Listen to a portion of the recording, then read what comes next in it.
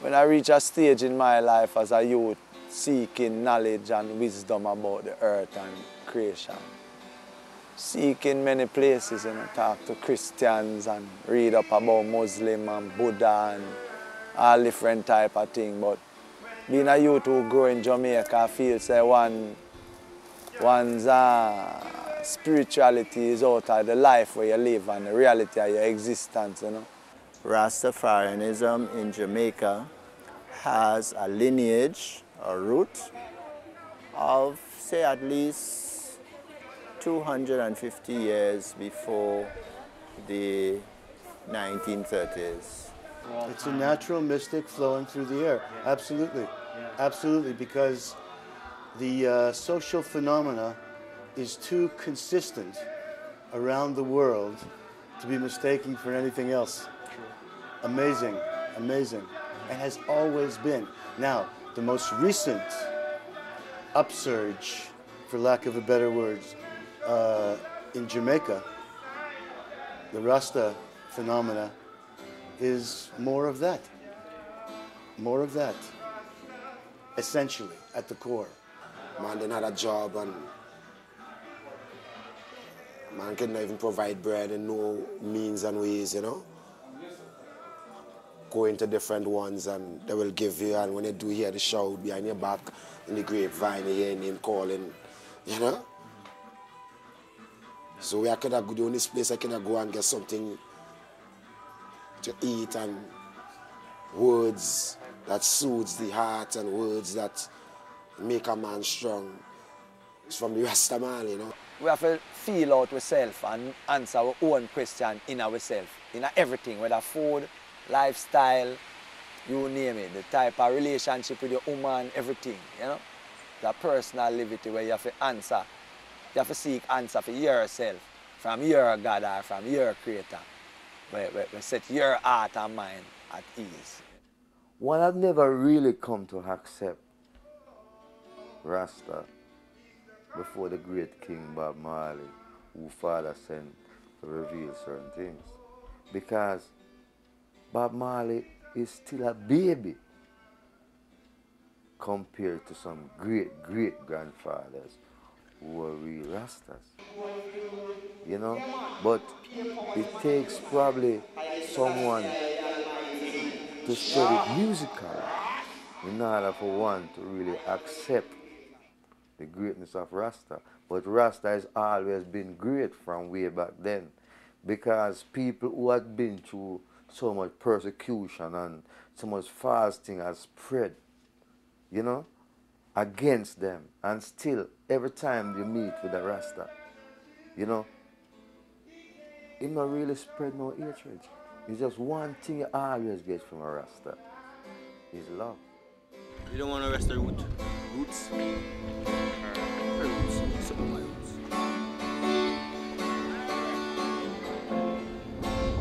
All right. Like it? Virgin green. Can get some more for you, man. Bob Marley's always a doorway into Rastafari. Still, you start to get into Bob, start to feel the music and feel him, and you say, what's this guy all about? So I started to research from there all Bob's mysteries and Rastafari and what he was saying and doing. I said I had to know, so I start with Bob, and then from there it's been a 10-year journey, and now I would say fully committed, full faith, full believer, and Rastafari is the future without a doubt. No turning back. Really, Rasta is not really something that you become, really. Rasta is really a growth. Rasta is a heights that you reach after you've been through certain persecution and, you know, and rejection and getting to know oneself. I was grown up as a Catholic, and I didn't feel right. I had questions that did not sit right with me. For example, in elementary school, when we would have to go for confession in front of a priest to confess our sins, I'm like, why must I go in front of a next man to confess my sins? I should just pray to the Almighty and ask for forgiveness. And also, I saw that as blasphemous, because if the Almighty says, put no other God before me, then who is the priest acting as? Why is the priest there? I went to a Catholic school in Barbados, and I was never really, Christianity never really moved me like that. You know, it all seemed very separated from life, very judgmental, very dogmatic, you know. And it's only after really diving into the Bible myself, that's one of the things that started heading me towards Rastafari, because I found a lot of Christians read the Bible like piece. They read a verse here, a verse there, a verse there, and you can't read any book that way. You got to read from front to back. So that's what I did, and that's when I really caught the main storyline and the main message of the Bible. So when I read the Bible now, I start looking to the community around me and see if I could identify them soul there, them people there, them personality there. Like if I could say a Peter, or if I could say a Saul, or if I could say a Jesus, or if I could say a Moses, or in the personality them around me. And when I start look at my world them way they know, and I start look and I say, so wait, who are the Roman soldier them that coming like the police them? And them I work for Pharaoh, which is the government forces and thing. And when I look around me and I say, well, who are the spiritual man when I say I live? Because I see the scribes, I see the Pharisees, the Sadducees, I see all kind of church people. Just like when I read about Christ, when I'm going to the church, them I overturn the money chain, that table. And when I'm looking at the church, then I see the same type of liberty, like it's church become a social club more than a place where, you know, I praise Jah with any reality of purpose then, you know. Not every church, obviously, but on a whole. Started out way out, you know, with a lot of things, you know, but through the realms of time and through the tickles and the thorns, you had stumbled and make it and found your way, you know, because I was born in the east of this country, you know, and moved to the city as, I would say, a teenager, and developed skills, pattern, and a trade in other sense, you know, then learn about the foundation of the Black Christ and decided to take interest in what it's all about. So I came, and this is the true design of my heart. I actually didn't set out to become a Rasta. I really set out on what I perceived then as a quest to find God. I had received a book from my daddy about science of mind. So that got me on a quest for a living God. So I didn't really set out to become a Rasta. I was always very interested in Rastafari by seeing how it affected people and the strength it gave them. Me, myself, I personally had a revelation one day when I was smoking some marijuana sitting by the beach, and then the revelation really, I started to feel the vibe that everything in the universe was connected, and I seen how all these things that affected me and all these things that influenced my life were there for a purpose, and that's when I really got to recognize the true significance of Rastafari and its meaning. I think see your eyes, eh? I think you're supposed to be asking a harder question. Okay. Such as? Okay.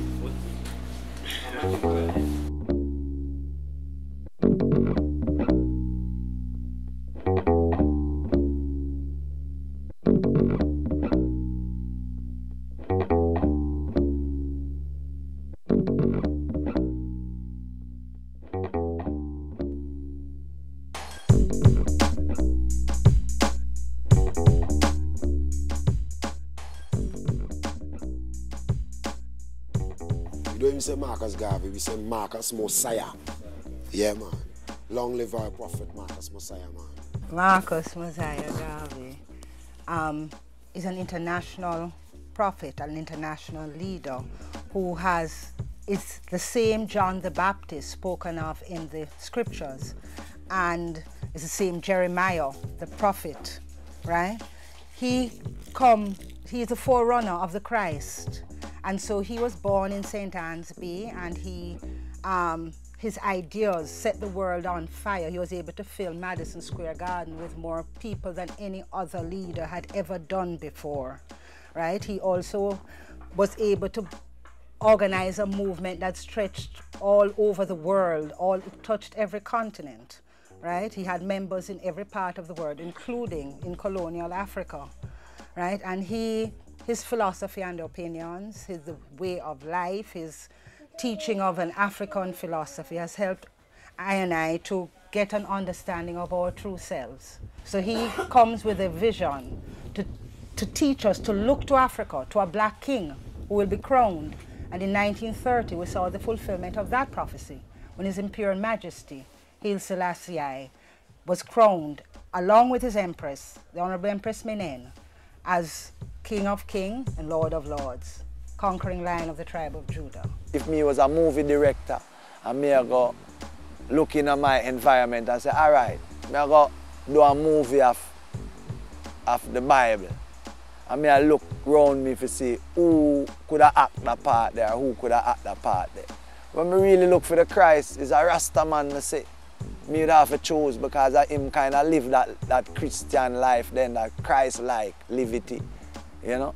So just as a youth who growing in Jamaica and see that environment, it get me interested in the Rastafarian movement. Oh, a Rasta man can say Selassie I a God. How him come to say that? That sound like something me afraid to say. Make me not feel so brave to say that as a youth in myself. You know, how him come to say that? How we must see in a life why him could have make a statement like that. You know, people are talk about God and a man. Some things that God know. When Christian world especially, me I talk now, find out yeah, so God they real. And I go just tumble down. Because image thing on the pan. And then even know say there is a man. God tile it too. Have all picnic we do man. And I talk about spirit breed Mary. I stay there, I teach people some little illusion. And the whole land I look up in the sky, as the Marcus Garvey I said, them Christian heavens, them are hopes of gravitation are going to be them destination. Man say if you spit in the sky, it fall in your face. So what you telling me, that heaven is up there? For the work manifesting still have to move in our flesh. Just like I move in the cameraman flesh. We come out and do the work. You see, so flesh have to manifest the work. You see, so, you know, Jack could go drop the robe of flesh and still move in a flesh to do the work. Good and evil live in flesh. People don't want to accept responsibility for their own actions, but God is real and alive in man and woman. Right now I'm looking at Christ, you know. Looking at you. I'm looking at Christ. Yeah. You understand? But the thing is now, we don't really accept it that way. But that's the way it should be accepted. Man is, if you can't reckon your fellow brother, or you see him, how are you going to recognize someone you can't see? When me was a youth, I come up and me I hear about Jesus, it come in like, he's not even a real person. Come in like, I hear a story about, they never make it sound real. It come in like that man is so perfect, that's, if him touch you, you heal. If it's like not even a real man, it's like an angel I walk on the earth, and from your look upon him, you just say him different. And by reading now, I want to investigate the life of Christ now. I really come to the overstanding and say, well, Christ was a man. I have certain girl who love him and man will admire him and him eat food and him hungry and him get tempted and everything. So when I look into it and say, well, Christ was just a man, you know, I just him live it. When we that try uphold, really make him become such an example in the earth and make him fulfill certain prophecy in his life by the way him live, the prophecy fulfill in his presence and in his reality of living. So I start looking into it and say, but Christ was just a normal man. Haile Selassie is the greatest man of the 20th century in any century that ever existed. You know, and I read history, and I don't see any other man.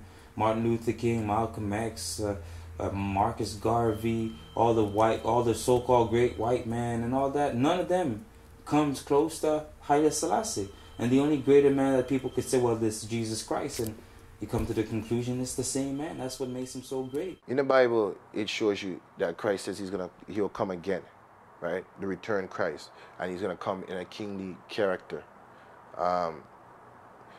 Many people perceive that now to mean he's gonna return in a modern time, you know, and like Bob said, it would drop from the sky. But we know that God is a God of nature, so things have to make sense. When His Majesty was born, he was born Rastafari, which means the mighty one, beloved one. He fulfilled, in a lot of ways, the prophecy that we knew were to come. The prophecy is never really truly fulfilled until His Majesty is coronated as His Imperial Majesty, Haile Selassie I, because then now he becomes the power of the Holy Trinity, God Almighty, because he has all of the royal titles that are bestowed for God: the King of Kings, the Lord of Lords, the conquering Lion of the tribe of Judah, the elect of God, light of this world, the root of David, and the defender of the faith. These are all true titles. They're not just names, you know? Like, even Esquire, if you're a lawyer, has a meaning because you go through that. These are royal, holy titles. So we knew it was him. And then his humbleness, his meekness, his true love for God and the church, more and more lets us know it's him. Because when he comes now, he says, "You shall know me by my voice," you know, and the works that he does. He's not going to speak of himself, but of the Father. So the many great miracles and works that His Imperial Majesty does and did lets us know that he is the chosen one. He is the Christus, Christ in his kingly character. This time in come Christ in his kingly character, because Christ didn't shroud as no king. Christ shroud as a savior. You see? Yeah. So His Majesty now come now and fulfill the kingly shroud. Christ in his kingly character. Him just come and live for him life and prophecy when man make from many years before him come. Just fulfill upon him. And never him want that, I just how Jah work it. So with a new knowledge then now, I man look into it and say, well, I must something in the same formula. Why the Rasta man say, Haile Selassie is Jah. Because maybe in those days, if you did say, Jesus is Jah, they would say you're mad, just like how the Rasta man say Selassie is Jah. Because to them, Jesus was just a little carpenter's son. Mary and Joseph's son will live round this and ramp with the picnic them out this and I know him from him a boy, how you for come say my God. As much as white folks or the Gentiles or the heathens don't really necessarily directly believe who he is, they wrote about him, they took pictures of him, and I think you and I are smart enough to read the accounts to realize that they're not speaking about a regular man. They're speaking about a man that's way higher than you and I, and even our parents. And in my books right now, and everything that I've read and searched, the only higher man than every man that I know is God. And he's a real man. He's a true man that lives the life of a man through the loins and genes of us humans, and born out of a woman from the first and second coming. So I know these things of a true thing, you know, and of a fact, you know, because I don't deal with facts in a jungle. See me I say, that's right. See me I say, And the reality, Rasta man deal with rights and reality, you know. Diana is realistic person, you know. Diana is not no unrealistic person, you know. And I don't deal with delusion and disillusion, you know. And no stargazing and no sky gazing, you know. Yeah. I worship a man, you know, which is Jah. Rastafari, yeah man. Selassie.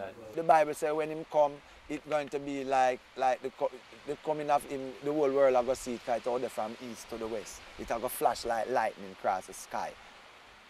The same thing, newspaper do it, radio waves flash it across the sky, TV wave flash it across the sky like lightning. You out there American and watch the coronation at Addis Ababa. same time it a go on and all them things. So me just look into it and just say, another strange thing, another thing where I have to go prove by, I have to go see something lift up off a ground and float before I believe it. And that's a natural thing. Where if you just look and see the reality of it, I just look and from me see that, me say, I man, see what the Rasta man I say. So Selassie, the King of Kings, the Lord of Lords, the conquering lion of the tribe of Judah. Earth rightful ruler. In this time him come to open the book and loose the 7th seal.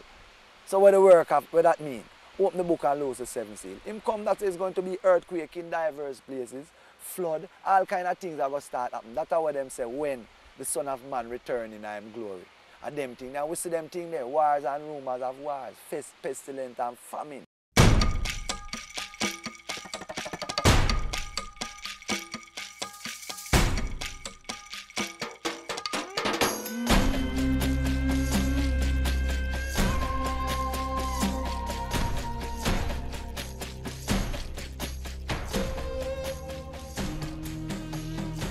Rastafarianism manifested itself in Jamaica in the 1930s in reaction to the Mussolini's Italy attack on Ethiopia. As a Rasta, I became angry, having now know the role of Ethiopia and the betrayal of Ethiopia. You know, so I just said, okay, if they're doing it that way and our people don't know about the history, I'm gonna put it together. So I went and I bought the largest piece of canvas down at Spadina, got all the paint, and I sat there and I started to make, the first sketch I made was Ethiopia. When Mussolini invaded Ethiopia, it was a sign of aggression. His Imperial Majesty went to the League of Nations and made it a plea for them not to invade. The invasion of Ethiopia was an international violation of trust and peace. It's a breakdown in collective security. And the truth of the matter is, what the fascist Italians were doing was ahead of what Nazi Germany was doing. Mussolini and Hitler, they know, were linked up. They never really liked each other because they wanted the same thing. And the problem was that Europe was willing to appease that, right? Because, you know, Italy and Germany were not as strong as England was in the international game. So, in a way, they wanted to give them a little piece of this and a little piece of that. And it wasn't until, you know, we know that they started moving on, you know, their interests, certain parts in Europe where they now started to see the fascists as a threat, that they woke up. But, you know, World War II was a world war, and I feel it's important for them to recognize the African contribution to that war. And the truth of the matter is, in my humble study of international history, it seems to me that in a lot of ways, one can see the Italian-Ethiopian War as a preamble and a precursor, and in fact, the first war in World War II. Because, again, Ethiopia was part of that collective security. Two members invading each other, that's a breakdown in collective trust. The prophecy said when he addressed the League of Nations, and he said if you ignore Mussolini's transgressions into Ethiopia, the match will be struck in Ethiopia, but the fire will burn in Europe, and history will be your judge. And as he said it, the World War II was really started in Ethiopia, but it resulted in 6 million European Jews dying, as well as many other people. And history was this judge. It came to destroy the foundations of the League of Nations, which later built back itself as the United Nations. They thought that they could betray the only independent nation in Africa, Christian Ethiopia, and that everything would be all right. There wouldn't be no war. They were wrong. Lion of Judah was right. That's why he prevailed. And that's why he could celebrate a victory. And that's why we, as Rastafarians, can celebrate his victory. She is a Bible nation and described in our Bible as the foundation of the Lord. That is why she's Africa's only independent nation up to that time. And the war had to be fought to decolonize. You see the Grim Reaper up here? Means decolonization, the death of colonial rule. Even though they wouldn't give up the rule, they would fight.